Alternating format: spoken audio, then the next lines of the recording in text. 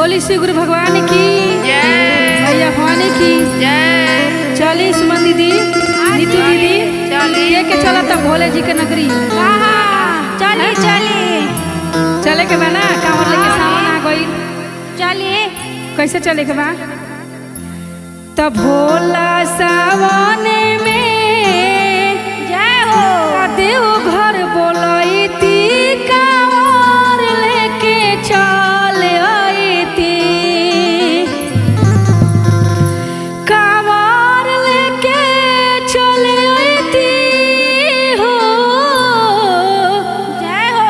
कांवर लेके चल आई ती तब भोला सावन में देव घर बोलाई ती कांवर लेके चल आई ती भोला सावन में देवघर बोलाई थी कांवर लेके चल आई थी। भोला सावन में देवघर बोलाई थी कांवर लेके चल आई थी।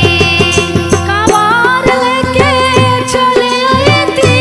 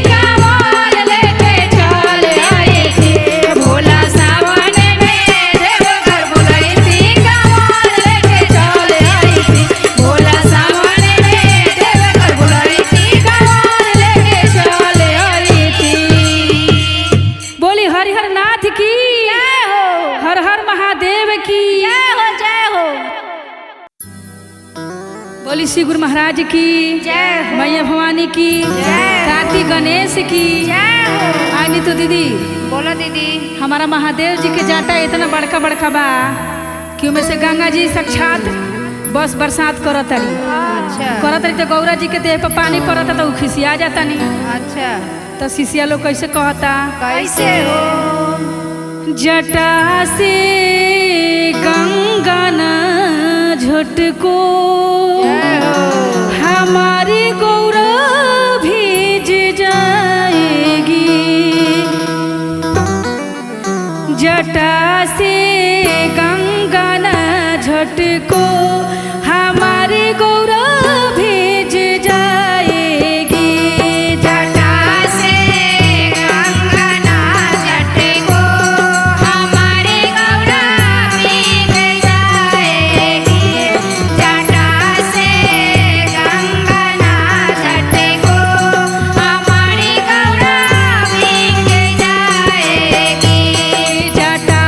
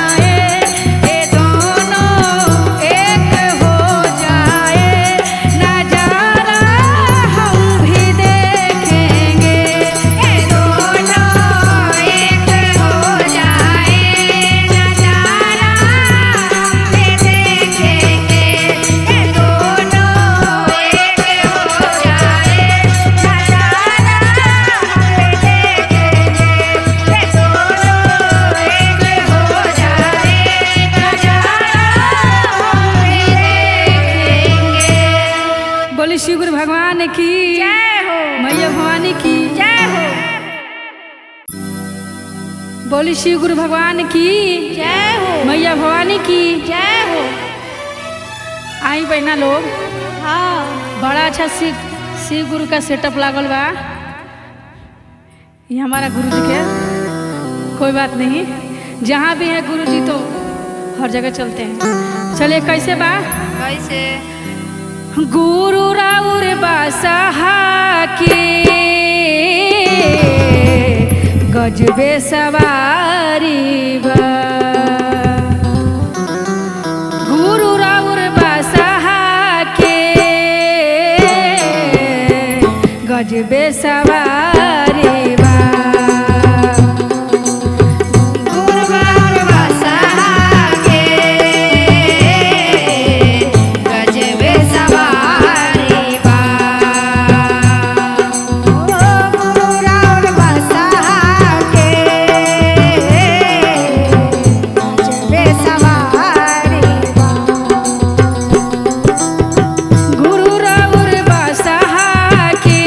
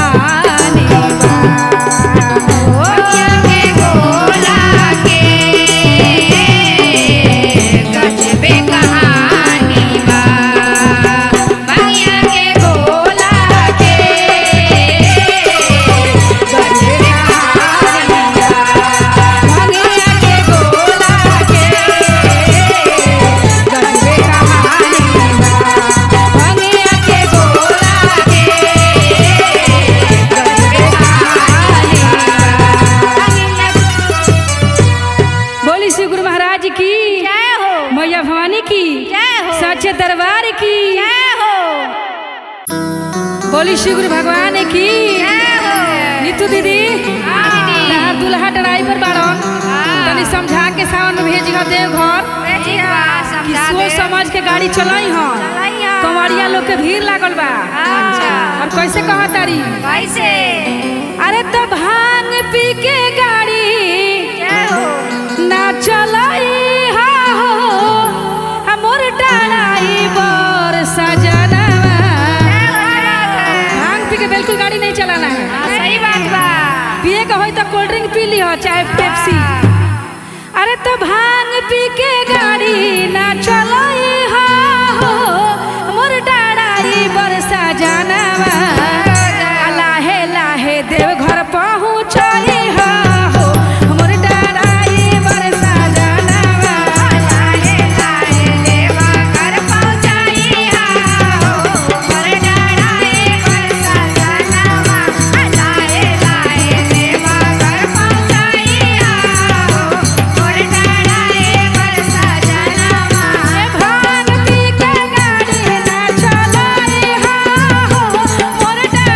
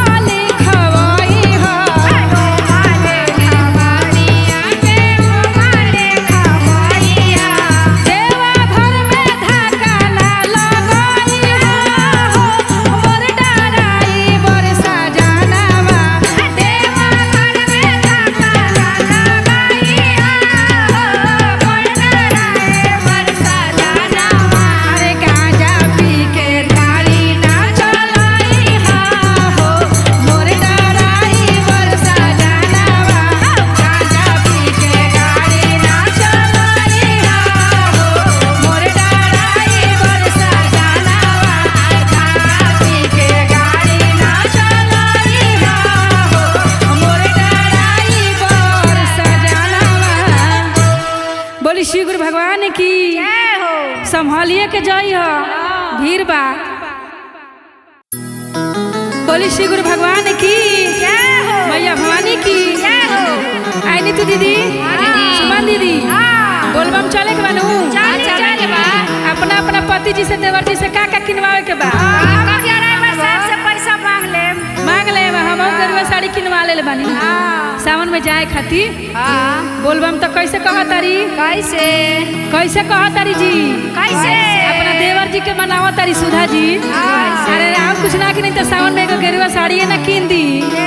मार्केट लगल बा यहाँ शुक्र बाजार से लेके आटा तक ले और का मांगी साड़ी जहाँ रो मर्जी बा उहे चली बाकी गेरुआ साड़ी किन दी किनेम नु चली तो कैसे कहतारी कैसे। अरे सुनी सुनी देवर जी चली आटा बजरिया हमरा किन दीना हमरा किन दीना। अरे गेरुआ रंग सड़िया किन दीना गेरुआ रंग सरिया किन देहा हमरा गेरुआ रंग सरिया किन देहा। सुनी सुनी देवर जी चली आटा बजरिया किन दीना हमरा किन दीना। अरे गेरुआ रंग सड़िया किन दीना हमरा गेरुआ रंग सरिया किन